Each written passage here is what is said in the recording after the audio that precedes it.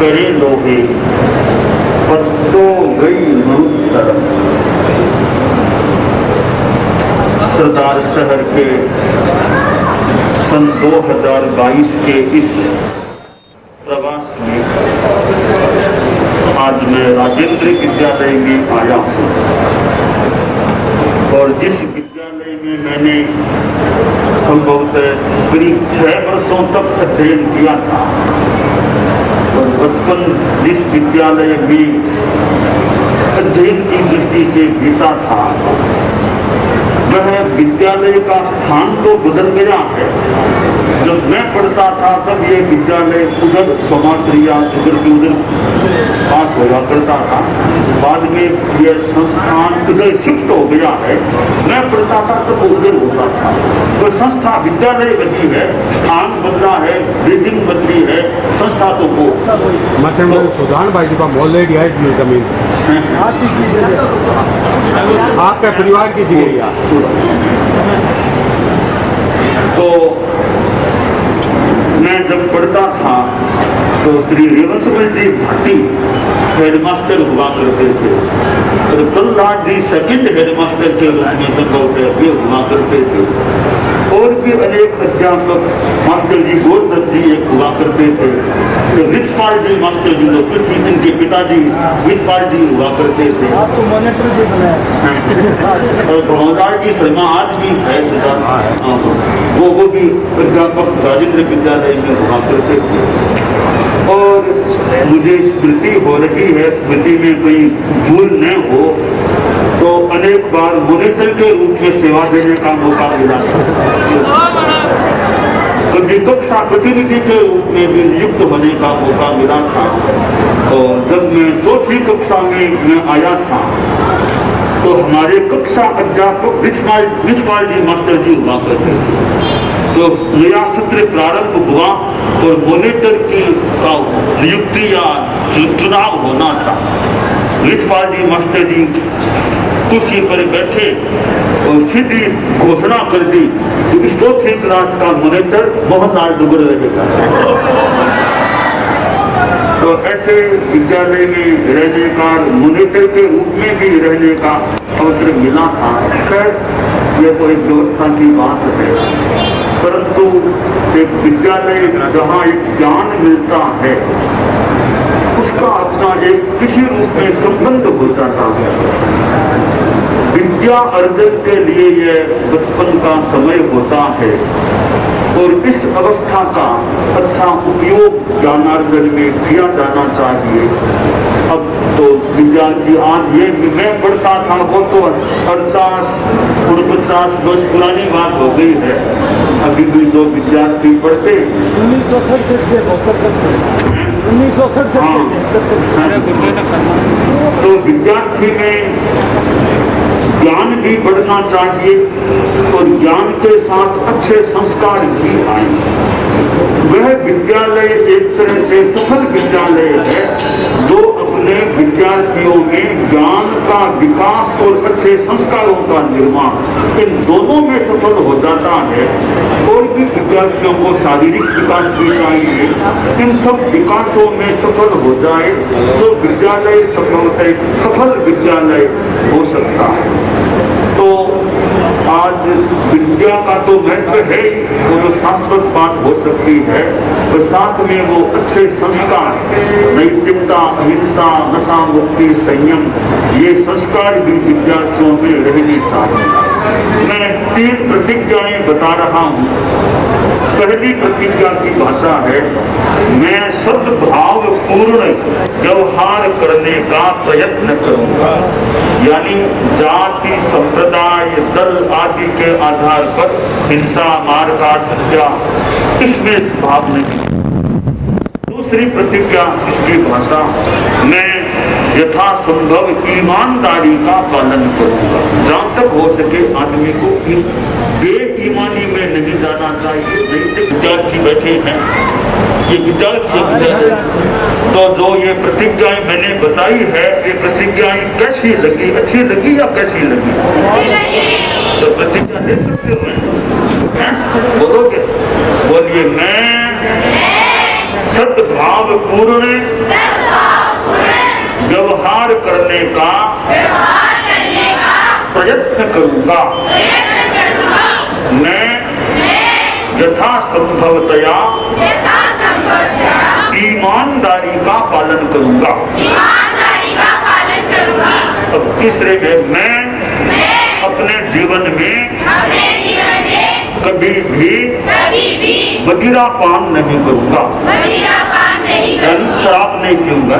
तो ये 3 प्रतिज्ञाएं हैं, इनको हमेशा याद रखने का और पालन करने का, यानी इनका पालन करते रहे, ये मन में भावना रखे। महासमन जी बचपन से ही बहुत प्रतिभाशाली विद्यार्थी रहे हैं और वो यहाँ पर 6ठी कक्षा तक पढ़े थे, 6ठी कक्षा अर्धवार्षिक परीक्षा तक। तो उनका रिकॉर्ड आप चेक कर सकते हैं। वो कक्षा में प्रतिवर्ष प्रथम स्थान पर वही रहते थे और अन्य विद्यार्थियों से काफ़ी प्रतिभाशाली विद्यार्थी थे। और उनके जो शिक्षक हैं, उनको जब उनके बारे में हम पूछते थे तो बताते थे कि इनकी बुद्धि और स्मरण शक्ति इतनी तेज़ थी कि किसी भी पाठ को एक बार बताने के बाद में या एक बार रीडिंग लगाने के बाद में उस पाठ को वो हूबहू वापस बोल देते। वो जब स्कूल में आते हैं तो अपने विद्यार्थी काल के जो संस्मरण हैं उनके बारे में सुनाते हैं, उनके जो शिक्षक हैं उनके बारे में, उनके जो प्रिय शिक्षक है और कक्षा अध्यापकों के बारे में चर्चा करते हैं।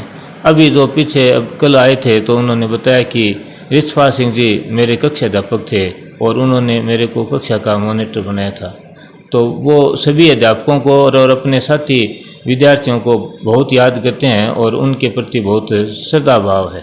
अन्य विद्यार्थियों को बहुत गौरव का अनुभव होता है क्योंकि वो जब भी किसी सदाशय से बाहर किसी भी क्षेत्र में जाते हैं और वहाँ पर आचार्य महाश्रमण जी की चर्चा होती है तो वो भी गर्व के साथ कहते हैं कि हम भी उसी विद्यालय में पढ़े हुए हैं जिस विद्यालय में महाश्रमण जी ने अध्ययन किया था।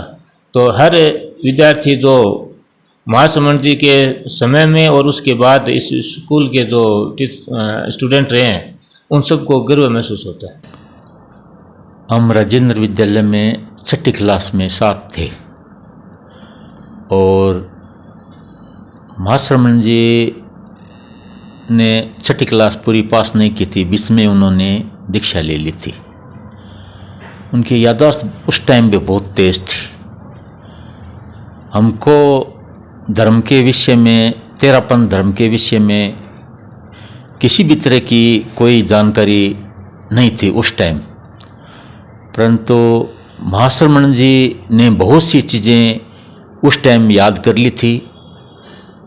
समेरमल जी स्वामी उनके गुरु थे और उनकी माता जी की प्रेरणा से उन्होंने बहुत सी धर्म ग्रंथ की, तेरापंथ धर्म की बातें, जो किताबों, जो धर्म ग्रंथ थे उनमें उन्होंने याद कर ली थी।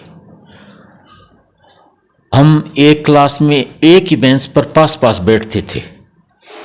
राजेंद्र विद्यालय के अंदर 6ठी क्लास में एक साथ पढ़ते थे। महाश्रमण जी की याददाश्त बहुत तेज है।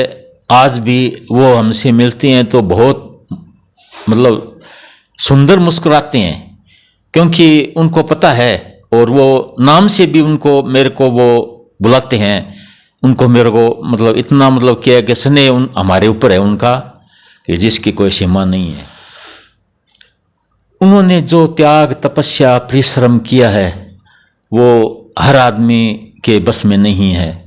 उन्होंने जो धर्म संघ को बहुत सी किताबें दी है, बहुत सी अच्छी चीज़ें दी है, तो उसका कोई सानी नहीं है, उसका कोई बराबरी नहीं है।